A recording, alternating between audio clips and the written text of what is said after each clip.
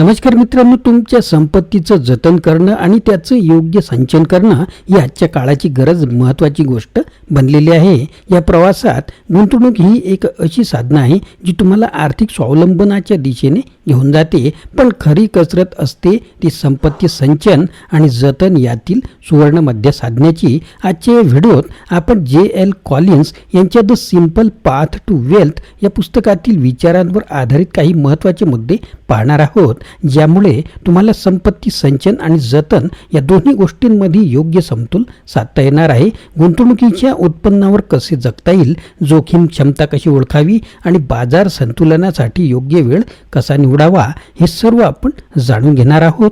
चला तर मग या व्हिडिओला आपण सुरुवात करूया. आर्थिक समृद्धीच्या प्रवासाला सुरुवात करूया. मित्रांनो, चॅनलवर नवीन असाल तर चॅनलला सबस्क्राईब करायला विसरू नका. सुरुवात करूया आजच्या महत्त्वाच्या मुद्द्यांना. गुंतवणूक, मालमत्ता, समतोल आणि निवड हा आपला आजचा विषय आहे. समतोलत्व आणि आवड निवड यांचा जीवनात खूप महत्त्वाचा रोल असतो. त्यातही समतोल आणि निवड यांचा सुवर्ण मध्य हा साधताना आपले काही वेळा नुकसान देखील होऊ शकते. गुंतवणुकीचा समतोल आणि तिची निवड ही कशी आहे या असावी हे तुमच्या स्वभावावरून आणि ध्येयावरून कळत असते. माझ्या मुलीने जेसिकाने मला गुंतवणुकीबद्दल एक प्रश्न विचारला.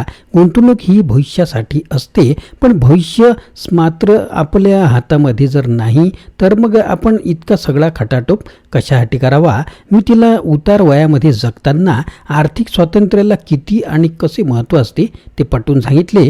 तिला गुंतवणूक म्हणजे गुंतागुंत वाटत होती, पण तुम्ही सर्वांनी हे लक्षात ठेवले पाहिजे की सर्वात प्रभावी गुंतवणूक सर्वात सोपी गोष्ट असू शकते आणि असते सुद्धा. गुंतवणुकीची आणि महागडी गुंतवणूक ही केवळ अनावश्यकच नाही आणि गुंतागुंतीची सुद्धा असते. तर गुंतागुंतीची आणि महागडी गुंतवणूक ही केवळ अनावश्यक नसते तर आर्थिक भार वाढवणारी सुद्धा ठरते.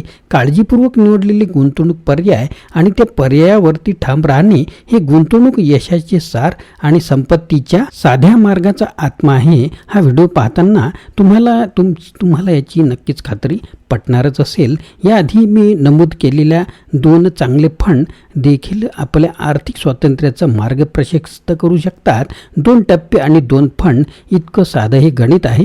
तुमचे लक्ष्य साधण्यासाठी संपत्ती संचयन म्हणजेच वेल्थ ॲक्युम्युलेशन टप्पा आणि संपत्ती जतन वेल्थ प्रिझर्वेशन हा टप्पा किंवा कदाचित या दोन्हीचे मिश्रण असू शकते.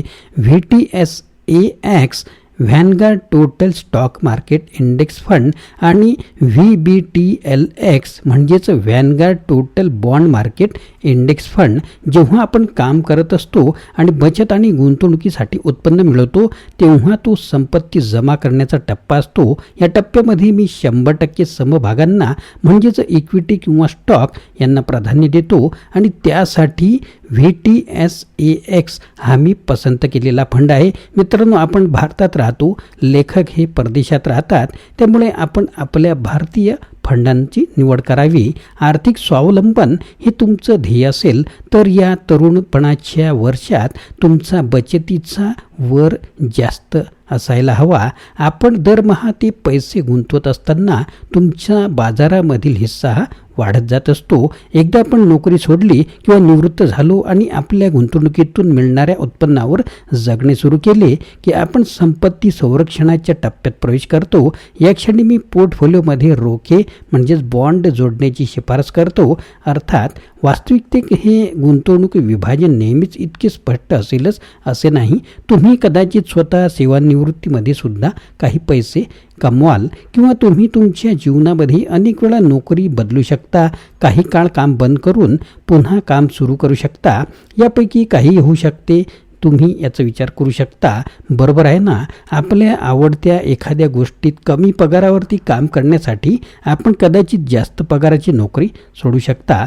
माझ्या स्वतःच्या कारकिर्दीत मी बऱ्याच वेळा कित्येक महिने या वर्षानुवर्षे कामावरती न जाणे पसंत केले असं लेखकांचं म्हणणं आहे. त्यामुळे प्रत्येक वेळी माझा गुंतवणूक टप्पा हा बदलत गेला असं सुद्धा त्यांचं मत आहे. 2 टप्पे आणि 2 फंडाच्या या चौकटीचा वापर करून तुमच्याकडे स्वतःचा बॅलन्स शोधण्यासाठी लागणारी सर्व साधने उपलब्ध आहेत. तो समतोल निश्चित करताना आपण 2 अतिरिक्त घटकांचा देखील विचार करू इच्छिता. आपण प्रयत्न करण्यास किती तयार आहात याला महत्त्व आहे. यातही जोखीम पत्करण्याची क्षमता ही तितकीच महत्त्वाची असते. आपण प्रयत्न करायला काही हरकत नाही. संपत्ती संचयाच्या टप्प्यासाठी VTSAX वापरून 100% समभागांमध्ये म्हणजेच इक्विटी स्टॉकमध्ये गुंतवणूक करणे हा खूप सोपा मार्ग आहे. मित्रांनो, भारतामध्ये निफ्टी 50, बँक निफ्टी अशा प्रकारचे आपले इंडेक्स असतात. परंतु आपण पाहिल्याप्रमाणे काही अभ्यास असे सूचित करतात की रोख्यांची म्हणजे बॉन्ड एक छोटीशी गुंतवणूक म्हणजे 10 ते 25% प्रत्यक्षात 100% समभाग इक्विटी स्टॉक गुंतवणुकीला मागे टाकते. इंटरनेटवर मिळणाऱ्या विविध कॅल्क्युलेटरचा वापर करून तुम्ही हे पडताळू शकता. परंतु सुरुवातीच्या गुंतवणुकीच्या काळामध्ये संख्यांमधील किंवा जे रोख्यांमधील गुंतवणूक असते ती 25%च्या पलीकडे नसावी. लक्षात ठेवा की ही निरीक्षणे नेहमीच तंतोतंत तपशीलवार देखील असतात असे नाही. सर्व आराखडे हे भविष्याबद्दल काही गृहीतकांवरती अवलंबून असतात. 100% स्टॉक आणि बॉन्ड्सचे 80-20 मिश्रण यांच्यातील अंदाजित परिणामांमधील फरक कमी आहे. भविष्यामधील गृहीत परिणामांवरती आपण जास्त पैसे लावू नये असे माझे इथे स्पष्ट मत आहे. या कारणास्तव मी साधेपणाची बाजू घेतो. VTSAX फंड निवडून 100% स्टॉकची शिफारस करतो. जर आपण थोडे अधिक बौद्धिक मेहनत प्रयत्न करण्यास तयार असाल तर आपण बॉन्डमध्ये 20 ते 25% जोडून गुंतवणूक करू शकता.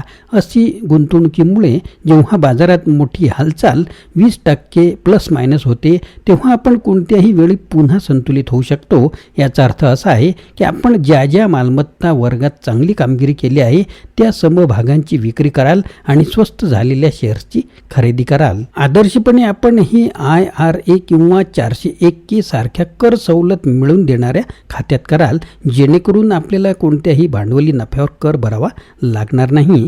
भांडवली नफ्यावर कर भरणे ही एक मोठी खर्चिक बाब असेल जो नफा कमी करत असते. यामुळे फक्त VTSAX फंड खरेदी करण्याचे आणखी एक कारण तुम्हाला मिळेल. जर तुम्हाला तुमचं फंड व्यवस्थापित करणे किंवा त्यासाठी काहीच वेळ देणे जर शक्य नसेल तर TRF म्हणजे टार्गेटेड रिटायरमेंट फंड लक्ष्य सेवानिवृत्ती निधी हा एक चांगला पर्याय आहे. हे आपल्याला आपले गुंतवणूक वाटप कसे असावे हे निवडण्यासाठी परवानगी देतात आणि नंतर ते स्वयंचलितपणे कसे असावे तर आपल्यासाठी संतुलित गुंतवणूकसुद्धा करत राहतात. आपण स्वतः वापरत असलेल्या साध्या इंडेक्स फंडापेक्षा त्यांची किंमत थोडी जास्त आहे. आपण त्या अतिरिक्त सेवेसाठी पैसे देत आहोत परंतु तरीही ते कमी खर्चाचे आहेत. त्यांची अधिक तपशीलवार चर्चा आपण पुढील एखाद्या व्हिडिओमध्ये नक्कीच करूया. आता जोखीम कशा प्रकारची असते किंवा आपण सांभाळली पाहिजे तर स्वभाव आणि जोखीम हाताळण्याची आपली वैयक्तिक क्षमता किती आहे यावरती तुमच्या गुंतवणुकीचे बरेच भवितव्य अवलंबून असते.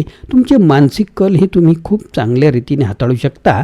बाह्य घटक हे तुमच्या मदतीसाठी असतात. तुमचे मानसिक निर्णय आणि तेही जोखमीबद्दलचे हे तुम्ही स्वतःच योग्य रीतीने नक्की हाताळू शकाल. तुम्ही तुमचा गुंतवणूक खर्च लवचिकतेने समायोजित करण्यास किती इच्छुक आणि सक्षम आहात. गरज पडल्यास तुम्ही सक्षमपणे निर्णय घेऊ शकता का. आपण कधीही ओळखीच्या नसलेल्या भागात जाण्यास तयार आहात का. तुम्ही कामावर परत येऊ शकता का. या सर्व गोष्टी तुमच्या मानसिक खंबीरते जो स्वभाव आहे तो कसा आहे यावरती अवलंबून असते. सुरुवातीच्या काळामध्ये धोके पत्करण्याची तुमची क्षमता जास्त असते कारण तुम्ही कामामध्ये असता.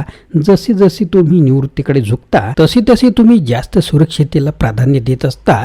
जीवनाच्या आणि कामाच्या विविध टप्प्यांमध्ये तुमची धोके पत्करण्याची क्षमता ही बदलत असते. तुमच्या गुंतवणुकीचे प्राधान्यक्रम त्यानुसार हे बदलत असतात. प्रयत्न आणि जोखमीचा विचार केल्यानंतर येथे असे काही प्रश्न आहेत ज्यांचा आपण विचार करूया. पहिला प्रश्न आहे की मी बॉन्डमध्ये खरेदीमध्ये कधी बदल करावा, जोखमीबद्दल आणि आपल्या वैयक्तिक परिस्थितीबद्दल तुमच्या कल्पना काय आहेत आणि वास्तव नक्की काय आहे यावरती बॉन्ड खरेदी किंवा विक्री याचा निर्णय हा अवलंबून असतो. कम्युनिटीच्या संक्रमण कालामध्ये तुम्ही सेवानिवृत्त होण्यासाठी 5 किंवा 10 वर्ष आधी आपण हळूहळू आपल्या बॉन्ड वाटपात बदलण्यास सुरुवात करू शकता. परंतु आपण आपल्या सेवानिवृत्तीच्या तारखेबद्दल लवचिक असाल आणि अधिक जोखीम स्वीकारण्यास तयार असाल तर आपण रोख्यांच्या म्हणजे बॉन्डच्या जागी स्टॉकमध्ये गुंतवणूक करू शकता. असे केल्याने तुमचे FU मनीचे लक्ष जास्त जवळ आलेले तुम्ही पाहू शकता. पण जर बाजार तुमच्या गुंतवणूक धोरणाच्या विरोधात गेला तर तुम्हाला तुमची निवृत्तीची तारीख थोडी पुढे ढकलण्याची तयारी ठेवावी लागेल. अर्थात जेव्हा केव्हा तुम्ही संचय आणि जतन करण्याच्या या टप्प्यांमध्ये बदल कराल तेव्हा तुम्हाला पुनर्मूल्यांकन करण्याची आणि शक्यतो तुमच्या वाटपाची जुळवाजुळव करायची गरज भासेल. समतोल आणि निवड हे इन आणि यांग यासारखे आहे. दुसरा मुद्दा आहे की गुंतवणुकीमध्ये वयाला महत्त्व आहे का? एकूणच मी आपल्या गुंतवणुकीच्या टप्प्यांची विभागणी गुंतवणुकीच्या विशिष्ट साधनांचा वापर करण्यापेक्षा जीवनाच्या टप्प्यांद्वारे विभाजित करणे पसंत करतो. आजकाल लोक दीर्घ आणि अधिक वैविध्यपूर्ण जीवन हे जगत आहेत. काही लोक खूप लवकर निवृत्त होत आहेत तर इतर लोक जास्त पगाराच्या पदांवर कमी पगाराच्या पण त्यांच्या आवडीच्या कामात स्वतःला झोकून घेत आहेत. लोक कामाची निवड करताना त्यांची मूल्य आणि स्वास्थ्य याला महत्त्व देतात. त्यातही साजेशी काम शोधण्याचा प्रकार हा वाढलेला आहे. या कारणाने लोकांचे काम करण्याचे टप्पे तरलतेपणे बदलत आहेत. तसे जर पाहायला गेलो तर वयाच्या इथे जास्त प्रभाव पडत नाही, तर तुमचे कामाचे वय कोणते आणि किती आहे याला जास्त प्रभाव पडत असतो. असे म्हटले जाते की वय जसे जसे पुढे जाते तसे तसे आपले गुंतवणूक पर्याय हे मर्यादित करण्यास सुरुवात करतो. वयातील भेदभाव विशेषतः कॉर्पोरेट जगात ही एक अतिशय वास्तविक गोष्ट आहे. जसे जसे तुमचे वय वाढत जाईल तसे तसे तुमच्या तारुण्यात उपलब्ध असलेले पर्याय तुमच्या समोर सहज उपलब्ध नसतील. जर तुमच्या जीवन प्रवासात अधूनमधून जास्त पगाराच्या कामापासून दूर जाणं समाविष्ट असेल तर तुम्ही याचा विचार करायला हरकत नाही. शिवाय जसे जसे तुमचे वय वाढत जाते तसे तसे तुमच्याकडे तुमच्या गुंतवणुकीच्या चक्रवाढ वाढीसाठी आणि बाजारातील घसरणीतून सावरण्यासाठी कमी वेळ उपलब्ध असतो. हे दोन्ही विचार आपल्या जोखमीमध्ये वाढ होईल आणि जर असे नसेल किंवा असे असेल तर आपण कदाचित थोडी लवकर बॉन्ड खरेदीचा विचार करू शकता. पुढचा मुद्दा आहे की बाजाराच्या पुनर्संतुलनासाठी वर्षाचा इष्टतम काळ निश्चित आहे का?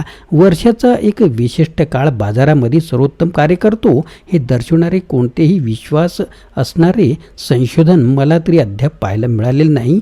असे एखाद्याने ते शोधून काढले असेल तरी एकदा का हे कळले की प्रत्येकजण वयाच्या त्या विशिष्ट वेळेकडे लक्ष देईल यातून सर्वांचेच नुकसान होईल. मी गुंतवणूकदारांना वर्षाची शेवटी किंवा सुरुवात टाळण्याचा सल्ला देतो. पुनर्संतुलनासाठी हा एक लोकप्रिय काळ आहे. बरेच लोक कर नियोजनात्मक गुंतवणूक, विक्री आणि खरेदी, नवीन खरेदीमध्ये गुंतलेले असतात.